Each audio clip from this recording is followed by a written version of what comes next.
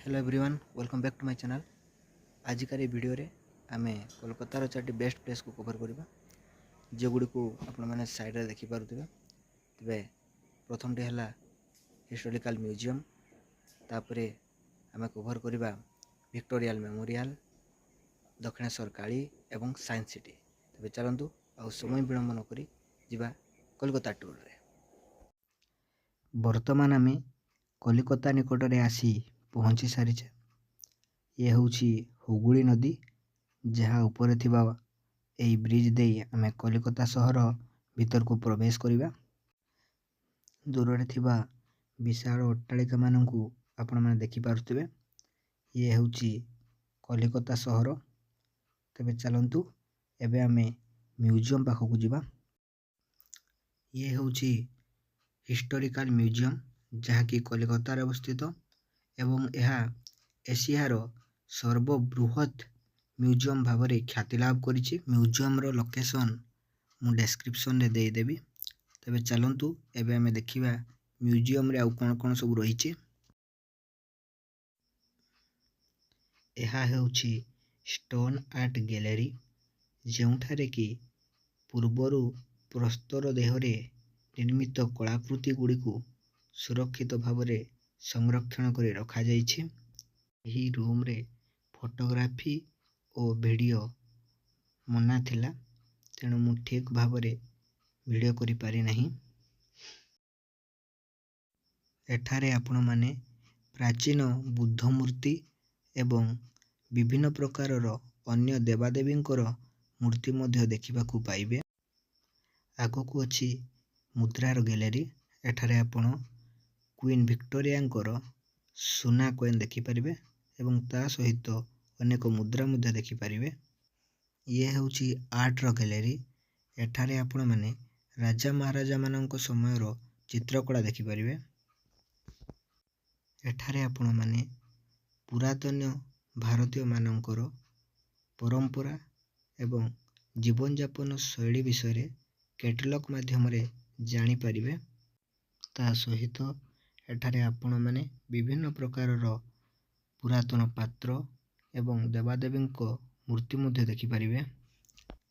एठारे एक biological gallery मध्य रहिछि, जोंठारे विभिन्न देशर विलुप्त, लुप्तप्राय एवं दुर्लभ प्राणी मानकर शरीर को आनी केमिकल माध्यम रे संरक्षण करी रखा जाइछि। एठारे आपण माने विभिन्न प्रकारर हरिण, मांकड़, बाघ, सिंह एवं एही भली नाना प्रजातिर पशु एवं जलचर प्राणी मानकर मृतदेह को देखि परिबे। आपण मानकर जानिबा पई मु कहि दउछि, एही म्यूजियम रो टिकट प्राइस मात्र 70 टंका एवं कैमरा पई आउ 60 टंका देबा पई पड़िबो। ये होची भारतीय हाथीर कंकाल। आपण माने देखि पारुथबे तिमी माछर कंकाल मध्य एठारे रखा जाइछि। बड़ बड़ हरिणर कंकाल एवं एही भली अनेक जीवर कंकाल एठारे आपण माने देखिबाकू पाइबे। मु कहि रखुछि, कैमरा पई फोटोग्राफी पई आपण माने पास नेला परे मध्य एठारे अनेक गुडिए एपरि गैलरी रहिछि, जोठारे कि फोटो उठेबा एवं कैमरा निषिद्ध रहिछि। आपनकु एहा पई जरिमाना मध्य देबा पई पड़ी पारे। एठारे विभिन्न प्रकारर जलजीव जेपरि कि माछ, सील, वालरस इत्यादिर मृतदेह को मध्य संरक्षण करी रखा जाइछि। आपण माने देखि परिबे। एठारे आपण माने हजार हजार प्रकारर शिला एवं धातव ओर गुडी को मध्य देखि परिबे। एठारे आपण माने आउरी अनेक ऐतिहासिक वस्तु गुडी को देखिबाकू पाइबे। आपण माने एठारे ଡାଇନୋସର ଅଣ୍ଡା, ମିଶରର ମମି ଏବଂ ବିଷ୍ଣୁଙ୍କର ପାଦପଦ୍ମ ମଧ୍ୟ ଦର୍ଶନ କରିପାରିବେ। ତେଣୁ ଥରଟିଏ ଏଠାକୁ ଆସନ୍ତୁ। ବର୍ତ୍ତମାନ ଆମେ ଆମର ଦ୍ୱିତୀୟ ସ୍ଥାନ ଭିକ୍ଟୋରିଆଲ ମେମୋରିଆଲ ନିକଟକୁ ଆସି ପହଞ୍ଚି ଯାଇଛେ। ଏ ହେଉଛି କୁଇନ୍ ଭିକ୍ଟୋରିଆଙ୍କର ରାଜମହଲ। ତେବେ ଚାଲନ୍ତୁ ଏବେ ଆମେ ରାଜମହଲ ଭିତରକୁ ଯିବା ଏବଂ କୁଇନ୍ ଭିକ୍ଟୋରିଆଙ୍କର କ'ଣ ସବୁ ସ୍ମୃତି ରହିଛି ସେଗୁଡ଼ିକୁ ଦେଖିବା। ତେବେ ଇଏ ହେଉଛି ରାଜମହଲ ଭିତରର ଦୃଶ୍ୟ। ଏଠାରେ ଅନେକ ଗୁଡ଼ିଏ ମୂର୍ତ୍ତି ଏବଂ ଫଟୋଚିତ୍ର ଗୁଡ଼ିକ ରହିଛି। ଏଠାରେ ଆପଣମାନେ ରାଣୀଙ୍କର ପୋଷାକକୁ ମଧ୍ୟ ଦେଖିପାରିବେ। ଆଉ ଟିକେ ଆଗକୁ ଯିବା, ଦେଖିବା ଆଉ କ'ଣ ସବୁ ରହିଛି। ବହୁତ ଗହଳିପୂର୍ଣ୍ଣ ଏ ଜାଗା।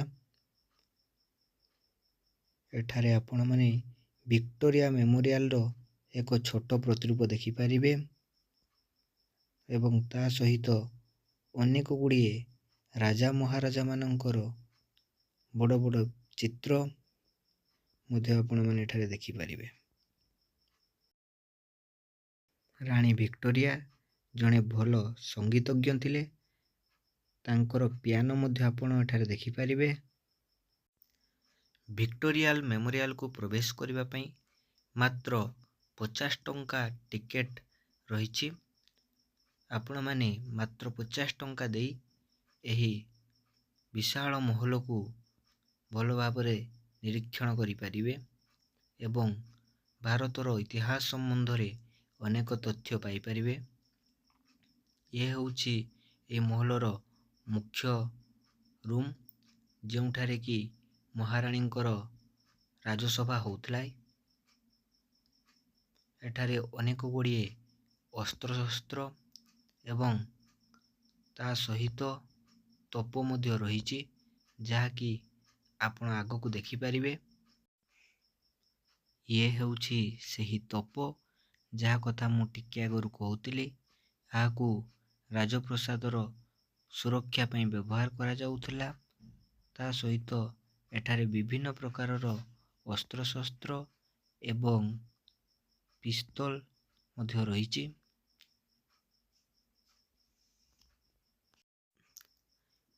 ବର୍ତ୍ତମାନ ଆମେ ସେକେଣ୍ଡ ଫ୍ଲୋରକୁ ଯିବା ଏବଂ ସେଠାରେ କ'ଣ ସବୁ ରହିଛି ଦେଖିବା। ତେବେ ଚାଲନ୍ତୁ ଆଗକୁ ବଢ଼ିବା।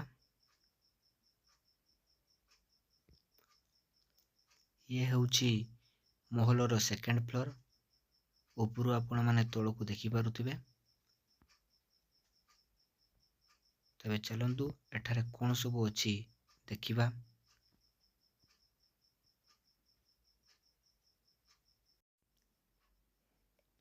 ଇଏ ହେଉଛି ମହଲର ସେକେଣ୍ଡ ଫ୍ଲୋର।